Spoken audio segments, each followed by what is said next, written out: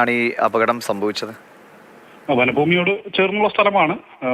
വനഭൂമിക്കും private ലാൻഡിനും border ചെയ്തുകൊണ്ടുള്ള fencing ഉണ്ടായിരുന്നു. പക്ഷെ ഭയങ്കര 2 ദിവസമായിട്ട് ഭയങ്കര മഴ നടക്കുന്നതുകൊണ്ട് തന്നെ ഫെൻസിങ്ങിന് ചെറിയൊരു ചവിട്ടി പൊളിച്ചിട്ടാണ് ആന ഇറങ്ങിയിരിക്കുന്നത്.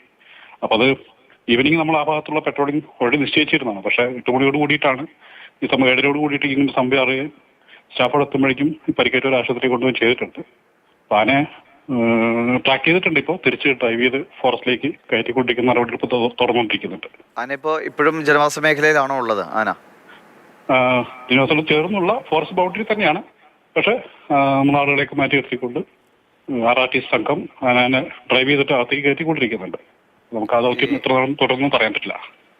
ഒറ്റ ആനയായിരുന്നു അതോ ഒരു ആനക്കൂട്ടമായിരുന്നു? 3 ആനകളുടെ ഒരു സംഘമാണ്. ഈ ഇവരെ ആക്രമിച്ചതും ഈ 3 ആനകൾ ആയിരിക്കും അല്ലേ? അങ്ങനെ ആയിരിക്കാന്നുള്ളൂ. കാരണം വേറെ ആനകളൊന്നും പരിസരത്തില്ലാത്തതാണ്. അപ്പൊ അത് പ്രത്യേകിച്ച് ഈ 2 ദിവസമായിട്ട് തുടർന്ന കാലാവസ്ഥ മാറ്റം ഭയങ്കരമായിരുന്നു. കാരണം എപ്പോഴും വളരെ ശക്തമായ മഴ നടക്കുന്നുണ്ടായിരുന്ന സമയമായിരുന്നു. വൈകുന്നേരവും നല്ല മഴ അവിടെ ഉണ്ടായിട്ടുണ്ട്. അല്ല, ഈ അടുത്തെങ്ങാനും ഇതേപോലെ ആന ആക്രമിക്കാനുള്ള ശ്രമങ്ങൾ അങ്ങനെ എന്തെങ്കിലും ഉണ്ടായിട്ടുണ്ടോ ഈ പ്രദേശത്ത്? ഇല്ല ഇല്ല ഇല്ല ഇല്ല. ഈ അലന്റെ മരണം അവിടെ വെച്ച് തന്നെ സംഭവിച്ചിരുന്നോ? ഇല്ല, അത് ആശുപത്രിയിൽ കൊണ്ടുപോകുമ്പോൾ ഇങ്ങനെയായിരുന്നല്ലോ. കാരണം നമ്മളായിരുന്നില്ല, അവരുടെ ബന്ധുക്കൾ തന്നെയാണ് കൊണ്ടുപോയത്. ഹോസ്പിറ്റൽ വിദഗ്ധമായിട്ട് നോക്കിയ ശേഷമായിരിക്കാം എത്തുമ്പോഴേക്കും പുള്ളി മരിച്ചതായിട്ടാണ് അറിയിച്ചത്. സ്റ്റാഫ് ക്യാമ്പ് ചെയ്യുന്നുണ്ട്. ഓക്കെ, ശരി. വളരെ നന്ദി. അദ്ദേഹം DFO ഇൻചാർജാണ് ശ്രീ രഞ്ജിത്ത്. അദ്ദേഹമാണ് കാര്യങ്ങൾ പറഞ്ഞത്. അവിടെ പെട്രോളിംഗ് ഒക്കെ ഉണ്ടായിരുന്നതാണ്. ഇപ്പോൾ കഴിഞ്ഞ ദിവസങ്ങളായി മഴയൊക്കെ ഉള്ളതുകൊണ്ട് ഫെൻസിങ് തകർത്ത് ചവിട്ടി പൊളിച്ചുകൊണ്ടാണ് ആന പുറത്തേക്ക് വന്നതെന്നാണ്. 3 ആനകൾ ഉണ്ടായിരുന്നു എന്ന് മനസ്സിലാക്കുന്നത്. നിതിൻ, എന്തായാലും നിലവിൽ ആനകളൊക്കെ നിരീക്ഷണത്തിലാണ്. കൂടുതൽ ജനവാസ മേഖലയിലേക്ക് വരാതെയൊക്കെയുള്ള മുൻകരുതൽ വനംവകുപ്പിൻ്റെ ഭാഗത്തുണ്ടാകും. പക്ഷേ ഒരു ജീവൻ നഷ്ടമായതാണ് ഏറ്റവും സങ്കടകരമായ കാര്യം.